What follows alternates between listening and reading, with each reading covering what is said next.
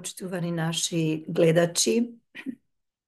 Добре дојдовте на програмата Во фокус со Силвана Павловска. Оваа програма се емитува од Мелбурн, Австралија. Денес имаме еден посебен прилог кој што сакаме да го споделиме со вас, и тој прилог е по повод денот на Ману, кој беше пред некој ден во Македонија, и како беше тој всушност одбележан. Имаме обраќање на председателот на Ману, академик Живко М. Попов, по тој повод, денот на Ману, ноември 2024 година. Неговиот говор, тој го започна вака. Почитувани дами и господа, почитувани колеги, почитувани присутни, најнапред би сакал да го честитам денот на Ману, денот на конституирањето на еден од символите на македонската државотворност. Ману е формирана во 1967 година како највисока научна и уметничка институција во Република Македонија. Во рамките на тогашна Југославија или Југословенската федерација, соматична комисија составена од еминентни членови на најстарите академии во Југославија. При тоа, првиот состав на академци е избран согласно највисоките универзални научни и уметнички стандарди и критериуми. Денес, после 57 години од нејзиното формирање, Ману представува најзначајна национална, научна и уметничка институција од посебен општествен интерес во нашата држава, која со децении наназад, со својата научно-истражувачка дејност, творештво и советодавна улога, представува столб во градење и зачувување на идентитетот, македонскиот јазик, историјата и државноста на македонскиот народ и деловите од другите народи кои живеат во земјата. Почитувани, работењето на Македонската академија на науките и уметностите уште од почетокот на мандатот на актуелното раководство, почнувајќи од јануари па се до ноември 2024 година, се одвиваше во еден тежок и комплексен период, анализирано од институционален и од општествен аспект. Најнапред, председателството беше соочено со предизвикот да го решава наследениот повеќе децениски горлив проблем во врска со ниските и неусогласени плати на вработените во Ману, со системски регулираното решение во институциите од областа на науката, образованието и културата, што кулминираше после донесувањето на дополнувањата на Законот за високо образование и Законот за научно-истражувачка дејност според колективниот договор на УКИМ во предвечерието на последниот изборен циклус, наспроти недонесувањето на предложените измени и дополнувања на Законот за Ману од познати причини, иако изменети и дополнувањата на наведените законски акти беа компетабилни и се однесуваа на институции токму од истата сфера. Па така, на собраното незадоволство кај вработените резултираше со реактивирање на штрајкот на синдикалната организација при Ману на 2 септември 2024 година во време трајање од речиси 2 месеца, што значително го отежна институционалното работење на академијата. За тешката состојба во академијата поради нерешениот проблем и за абсурдната состојба во која платите на вработените во Ману како национална институција од особено значење, значително заостануваа зад платите на вработените со истиот профил во јавниот сектор, беа информирани надлежните инстанции и институции и после добиената согласност од нив, а со максимална рационализација на своите институционални потреби во текот на 2024 година, преку пренамена на средства од други расходни ставки, Академијата со прифатлива солуција од расположливите правни механизми ја доуреди методологијата за пресметка на плата, нивелирајќи ги платите на вработените во МАНУ со платите на вработените во сите високообразовни и научни установи, иако тековно како привремено решение, но перспективно до донесувањето на единствено прифатливо законско и системско решение. Покрај помошта во надминувањето на споменатите проблеми, уште во почетокот на мандатот на оваа влада, преку воспоставените владини политики, најнапред со усвоениот ребаланс на буџетот, со кои се обезбедуваат дополнителни средства на МАНУ, беше изразена силна поддршка за унапредување на основната дејност на МАНУ, тоест на научно-истражувачката дејност на институцијата, суштествена и својствена за највисоката научно-истражувачка и уметничка установа во Републиката. Потоа, со доставување на актуелниот предлог на буџетот на Република Македонија до Собранието на Република Македонија, унапреден на расходната ставка наменета за основната дејност на МАНУ за 43,48% и начелно на сите расходни ставки сумарно за 25,46% во однос на иницијативниот буџет на МАНУ за 2024 година, се заокружи поддршката на владата за постепено враќање на институционалниот капацитет на Академијата. Во овој контекст, председателот на владата најави вклученост на МАНУ во изработка на заеднички сеопфатен проект во сите круцијални области на општественото живење, од кои ќе произлезат приоритетни документи за развој на државата до 2050 година.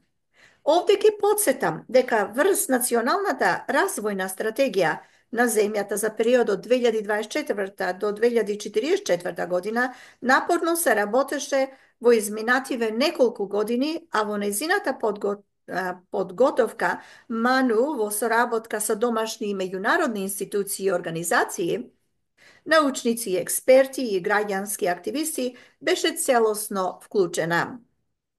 Процесот на изработка на стратегијата беше транспарентен и инклузивен, со вклучување на повеќе од 14.000 граѓани на 35 визионерски работилници ширум земјата, кои дадоа значаен инпут во подготовката на НРС.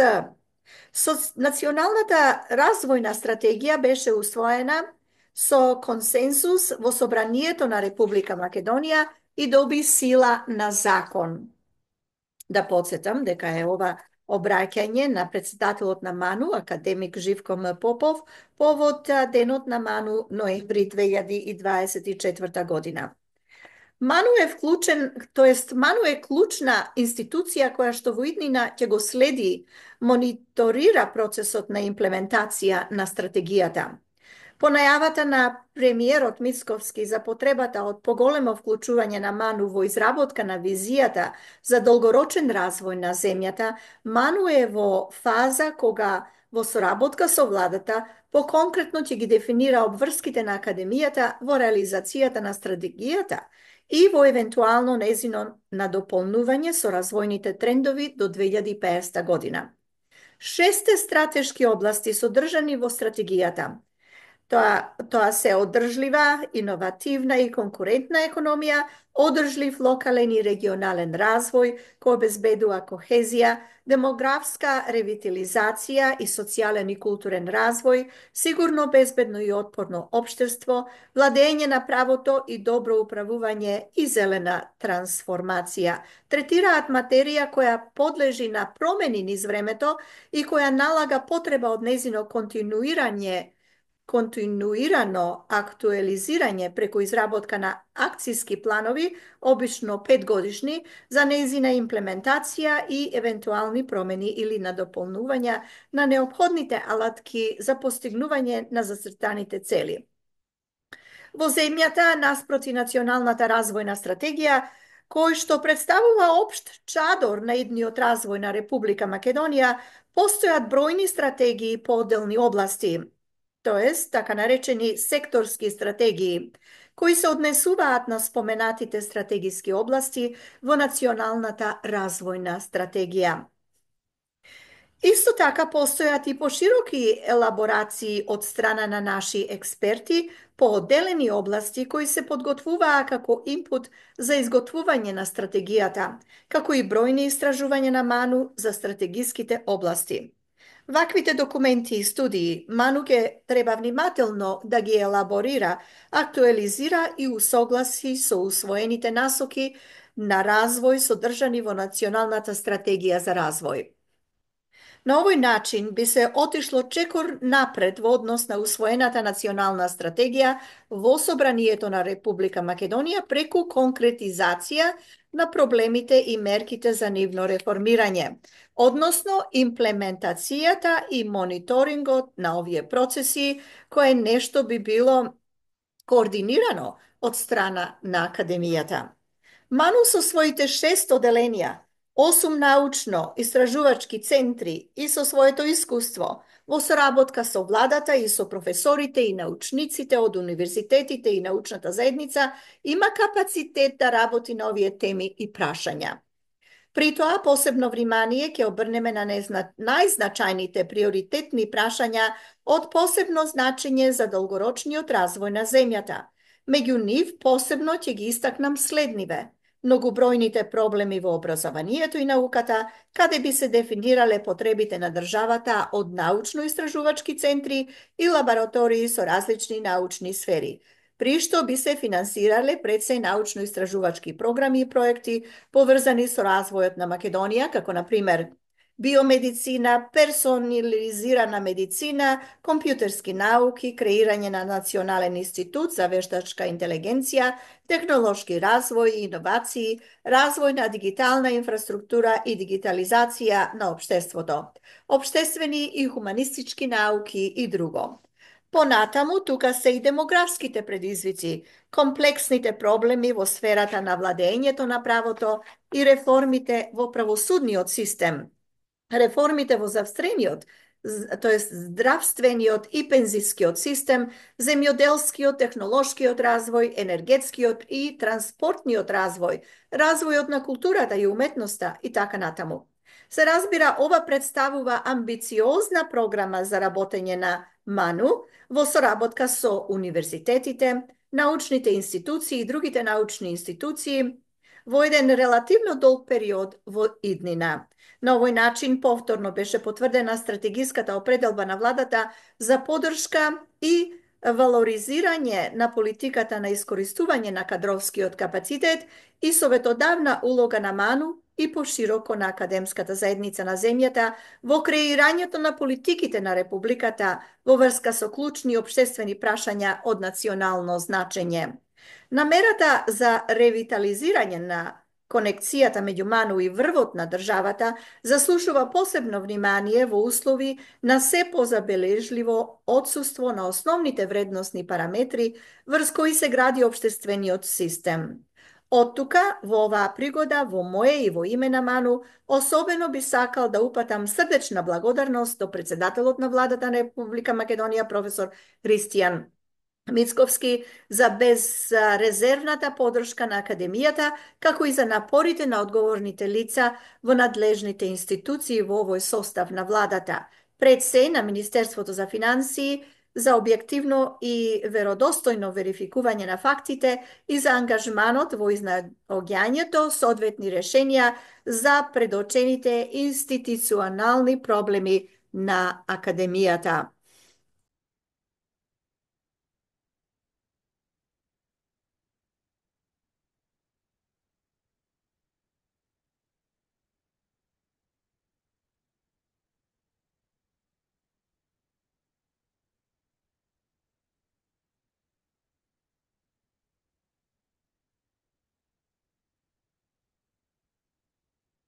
Продолжуваме со ова обраќање кое што ви го даваме во целост. Обраќањето е од Академик Живко М. Попов, кој е председател на МАНУ повод Денот на МАНУ, ноември 2024. Во однос на реализацијата на програмските активности на МАНУ, во текомната година, вели тој, само накратко би се осврнал на истите, истакнувајќи само фактографски податоци, со образложение дека тие ќе бидат обсежно сумирани на редовното годишно собрание на МАНУ, кое традиционално ќе се одржи на крајот на месец февруари 2025 година. Во тој контекст сакам да ве информирам дека во рамките на научно-истражувачката и уметничката дејност на МАНУ се работи на 38 научно-истражувачки и уметнички проекти под раководство на членовите на МАНУ во работниот состав. 7 научно-истражувачки проекти во рамките на проектната соработка МАНУ и САНУ, 2 научно-истражувачки проекти во рамките на проектната соработка МАНУ и ЦАНУ, финансирани од Фондот за научни и уметнички дејности на МАНУ и на 28 научно-истражувачки проекти финансирани од домашни и од странски извори. Во рамките на издавачката дејност на МАНУ досега се објавени наслови на 7 периодични изданија и на 7 посебни изданија, а пуштени се во печат за објавување наслови на 3 периодични изданија и на 3 посебни изданија. Во рамките на основната дејност, Академијата одржа и 15 научни и уметнички настани во просториите на МАНУ, како и 8 настани во рамките на научната и уметничката визита во куќата Уранија во Охрид. Покрај обврската за заокружување на богатата програмска активност на МАНУ и за наменска и навремена реализација на буџетските средства до крајот на фискалната година, на Академијата и престои и обврската да започне постапка за избор на членови на МАНУ на почетокот на предстојната година. МАНУ секогаш била отворена за сите граѓани кои ги исполнуваат високите научни и уметнички критериуми за членство во неа, без оглед на нивната етничка, верска и каква било друга припадност. За политичките партии и за нивните влијанија никогаш немало место во Академијата, зашто тоа се води единствено по принципите на мериторност и препознатливост како универзални вредности на дострелите и творбите во научната и уметничката сфера. Друг пристап во критериумите за вреднување на индивидуалниот труд и достигнување во аналите на МАНУ досега не е познат. Од незиното основање до денес, членови во Академијата биле припадници на македонскиот народ, но исто така и на други етнички заедници. Па така биле примани припадници на албанска, турска, влашка, српска и други народности, односно делови од народи. Веќе неколку децении во нашите редови имаме и пољакиња, редовен член академик во оделението за лингвистика. Она што е карактеристично за нашата мултиетничка академија е фактот дека во неа кандидатите за членство и академците никогаш не се прашувале да се изјаснат за нивната етничка припадност. И имало дури периоди кога академците македонци не биле мнозинство во институцијата. Во Македонија, како и во сите унитарни земји од регионот и насекаде во светот, постои само една национална академија, која ја представува државата во Европската и во другите меѓународни асоциации на академии, па оттука актуелниот притисок за формирање на моноетничка албанска академија е нерационален и неоснован. Но согласно практиката во други држави, може да се формираат научно-уметнички друштва како граѓански издруженија или академии во рамките на професионалните асоциации од одредени области, например Академија за архитектура, правни науки и слично. Во врска со искажаните ставови во медиумите од страна на поедини политички и интелектуални кругови, меѓу другото и дека професорите и интелектуалците од областа to jest intelektualcите od albanska etnička pripadnost, nema kade da vršat naučni istražuvanja, bi sakal da kažem deka to je neosnovano, бидејќи тие тоа може да го прават во лабораториите и катедрите по албанологија, историски науки и други научни области на трите државни универзитети, каде наставата се одвива и на албански јазик, а пред се на Државниот научен институт за зачувување на духовното и културно наследство на албанците, Скопје, кој има собствен буџет и околу 100 вработени, како и во Ману, која во последно време ја засилува и унапредува соработката со другите високообразовни научни институции во земјата, вклучувајќи го тука и Универзитетот и Југоисточна Европа во Тетово, тоест Универзитетот на Југоисточна Европа во Тетово и со други институции. Впрочем, и членовите на МАНУ, поголемиот дел од истражувањата ги прават на УКИМ и другите државни универзитети и научни институти, а не само во самата академија. Овие факти јасно укажуваат дека во академските редови нема место за политиканство и за манипулација, а на сите притисоци и провокации од надвор, каков што беше актуелниот притисок за формирање на Албанска академија, како чисто етничка творба во едно мултикултурно и мултиетничко општество, Ману ке одговори со стаменост, мудрост и доследност, онака како што личи на една национална институција од највисок државен ранг, која што почива врз принципот на автономност, независност и врз начелото дека науката и уметноста не познаваат каква била припадност, туку само препознавање по резултатите на индивидуалното творештво и достигнување. Во контекст на употребата на јазиците во науката, која нема и не признава етнички предзнак, би се осврнал малку и на законот за употреба на јазиците на сите етнички заедници во Република Македонија, кој моментално е предмет на дискусија во јавноста и е на разгледување во Уставниот суд. Никој во академијата, вклучувајќи ме и мене, не смета дека употребата на албанскиот и на јазиците на останатите немнозиски заедници во државата, како придобивка од Охридскиот рамковен договор и уставна категорија треба да се укине. Туку напротив, таа треба во законското решение да се доуреди и допрецизира во одредени области со цел да се подобри незината применливост. Тоа особено се однесува на функционирањето на правосудниот систем, работата на полицијата, армијата, потоа на здравствениот систем и друго, каде со оглед на деликатноста и одговорноста на она што е предмет на работа, нужна е употребата на еден општ јазик за разбирање. Перманентното преведување и пишување разни извештаи, оперативни планови и протоколи на 2 или повеќе јазика со судски превод значително ќе го оптерети професионалното работење и ќе ги зголеми финансиските трошоци во овие и други сензибилни области на општественото живење. За сето ова да се избегне ќе биде потребно усогласување и допрецизирање на законското решение во однос на овие и други работи и вградување на сугестиите и барањата на Венециската комисија, чиј што филтер треба да го помине. Тоа, впрочем, е и наша обврска не само во однос на овој, но и на други закони на кои ќе наидеме на патот за нашето членство во Европската Унија.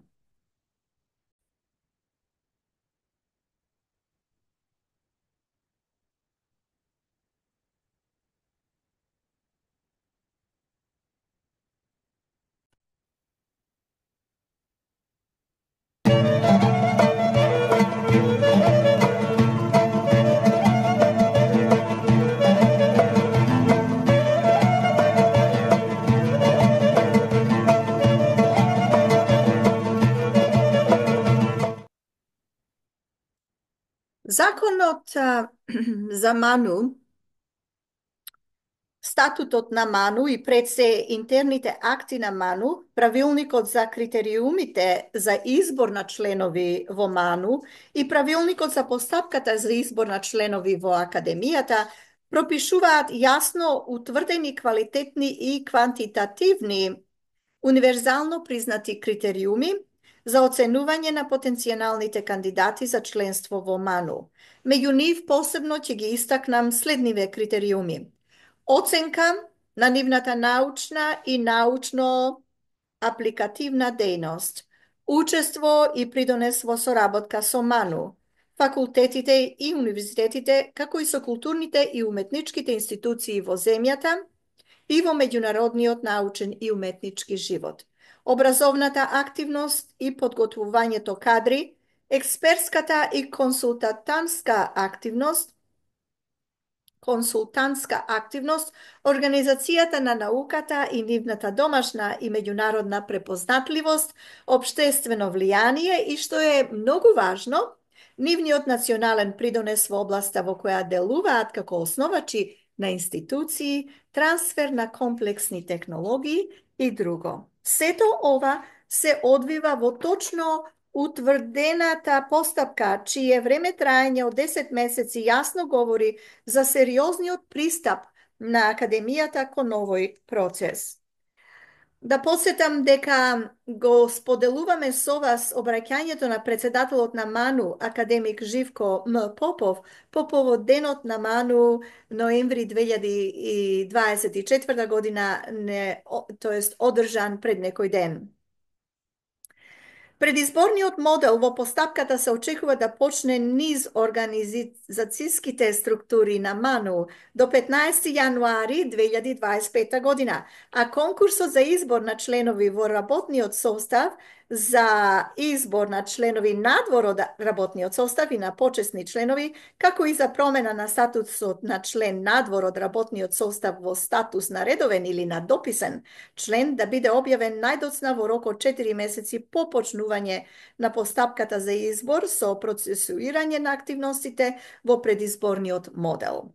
Затоа ги охрабруваме сите заинтересирани кандидати и ги повикуваме сите овластени предлагачи, иако за објавениот конкурс ќе бидат и официјално известени, навремено да ги истакнат кандидатурите на оние кои според наведените критериуми го заслужуваат ова општествено признание.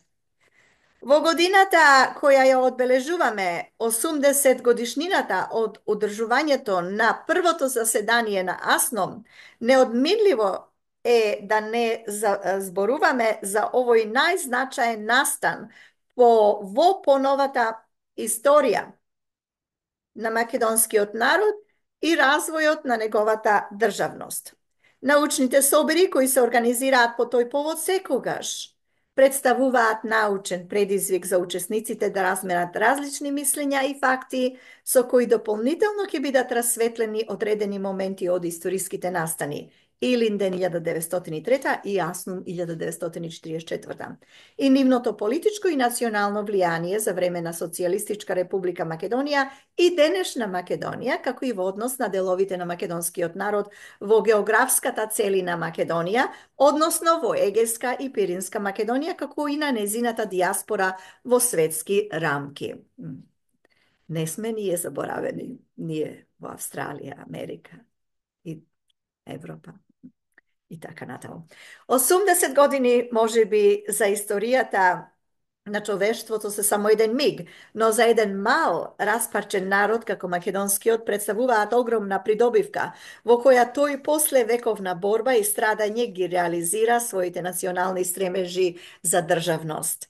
Современата македонска држава е создадена на темелите на антифашистичката борба на македонскиот народ и на припадниците на заедниците кои живеат во нашата земја и останатите јужнословенски народи, која прерасна и во негова народно-ослободителна борба. При тоа, таа се создаде на територијата на Вардарска Македонија, каде постоја најповолни услови за формирање на антифашистичко народно-ослободително движење од страна на организирани демократски и прогресивни сили на чие чело беа комунистите. Почетокот на изградбата на македонската држава е вграден во одлуките на второто заседание на АВНОј 29 ноември 1943 за формирање на Федеративна Југославија, со што за прв пат на македонскиот народ му се дава рамноправност со останатите народи на Југославија станувајќи една од 6 конститутивни републики на Федерацијата. Посебна придобивка е одлуката на председателството на АВНОј. Простете, со која одлуката на председателство на АВНОј, со која македонскиот јазик, заедно со српскиот, хрватскиот, словенечкиот, е прогласен за службен јазик на целата територија на Југословенската Федерација. Наведените одлуки со воодушевување се прифатени на првото заседание на АСНОМ како потврда на суверената волја на македонскиот народ за формирање на сопствена национална држава, која истовремено е и рамноправна држава на сите националности делови од народи кои живеат во неа.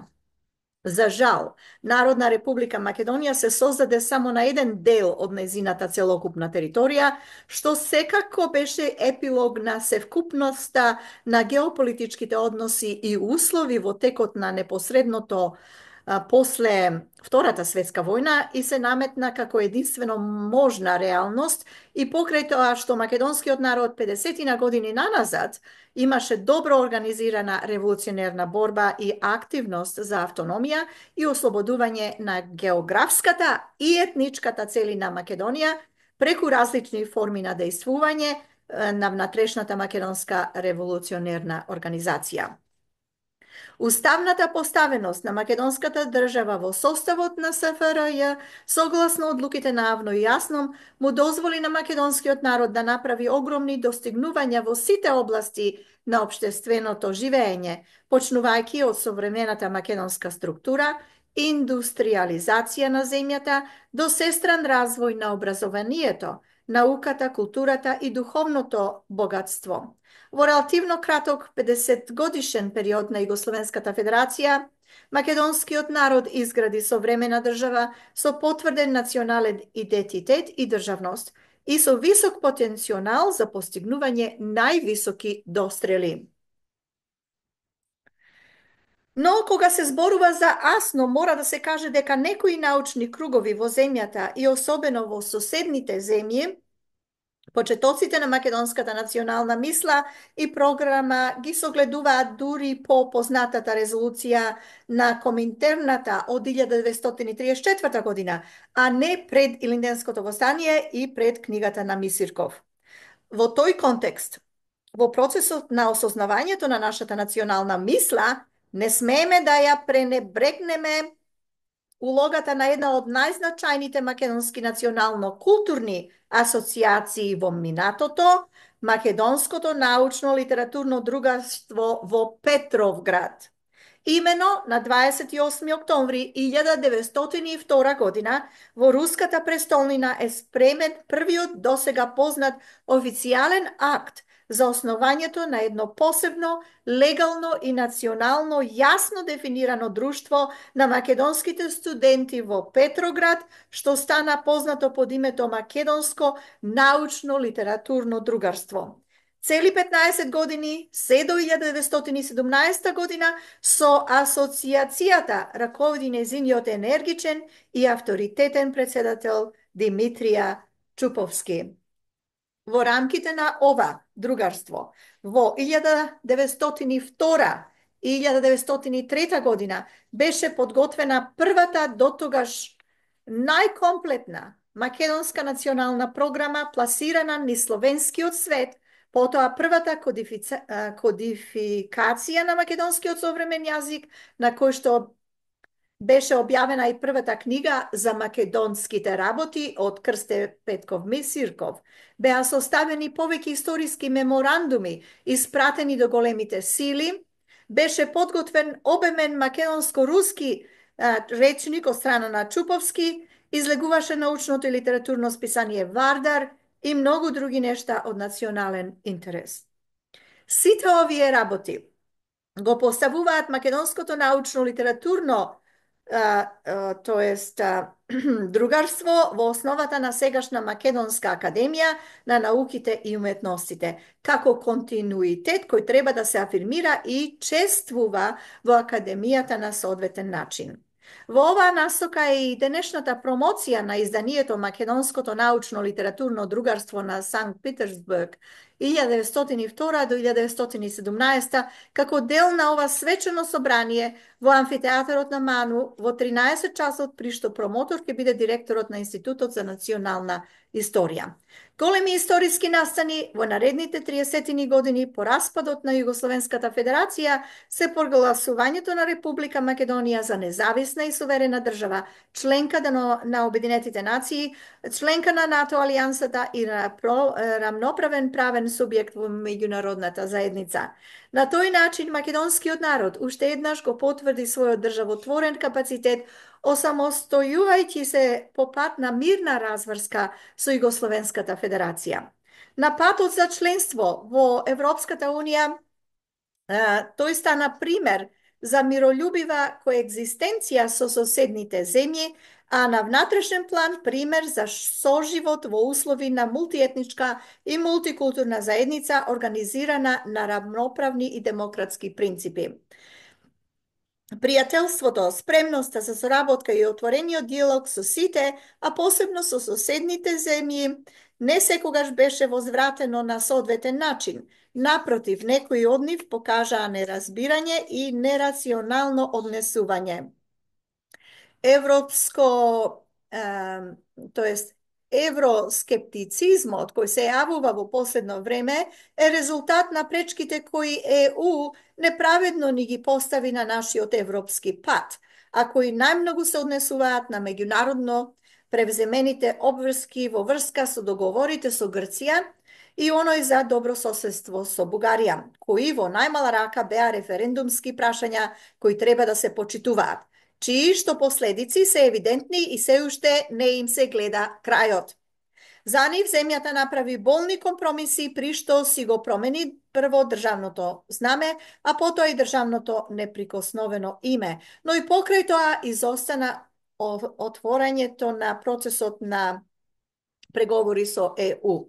Сепак треба да сме свесни дека ние како мал народ и сиромашна држава само преку рамноправен диалог и соработка со соседите и со Европската Унија може да дојдеме до разумни и прифатливи решенија за создадените проблеми, зачувувајќи го при тоа културното и историско наследство кој му припаѓа на македонскиот народ како европска вредност.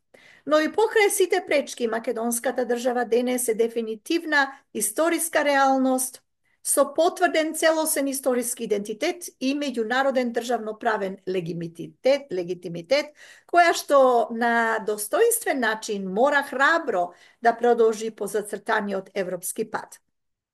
Овие комплексни околности на современата македонска историја представуваат големи научни предизвици и голема е одговорноста на научниците кои ги расветлуваат различните аспекти и значења на документите на АСНОМ и многу други историски настани. Потребно е со реална критика и објективни факти да соопштуваат вистината за тешката историја на македонскиот народ. На крајот од ова мое браќање сакам да порачам дека иднината на македонската држава се гради со труд, со заедништво, обединетост и храброст.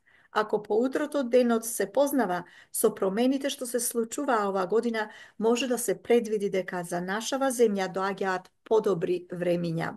Во знакот на заедничката работа и на очекуваната посветла иднина за Македонија, во која мора да веруваме, дозволете уште еднаш да и посакам на Македонската академија на науките и уметностите вековно постоење и, како и досега, успешно совладување на предизвиците што ги носи времето. Ви благодарам на вниманието. И ние му се придружуваме на председателот на МАНУ, академик Живко М. Попов,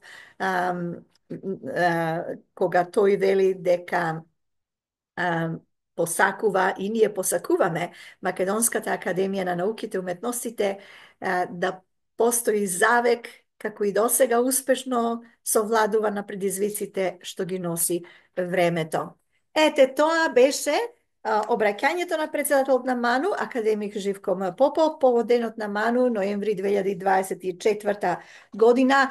Им благодариме на МАНУ за doзволата да ја пренесеме оваа вест, ова обраќање на председателот до сите вас преку Во Фокус со Силвана Павловска, програма која се емитува на YouTube каналот In Focus with Силвана Павловска, и која можете вие да ја следите ако се пријавите на истата. Сега во врска со ова обраќање имаме и друго обраќање, тоест како реакција на обраќањето на председателот, имено се зборува за Митко Б. Панов, кој исто така се обратил до присутните, до академците, професорите, другите колеги, дами и господа. Меѓутоа, тоа нешто ќе го направиме во нашата, ќе го споделиме во нашата следна програма, која ќе биде објавена наскоро. Јас ви благодарам за вашето внимание и се надевам дека ќе ни се придружите следниот пат. До слушање и до гледање од Силвана Павловска во Фокус со Силвана Павловска.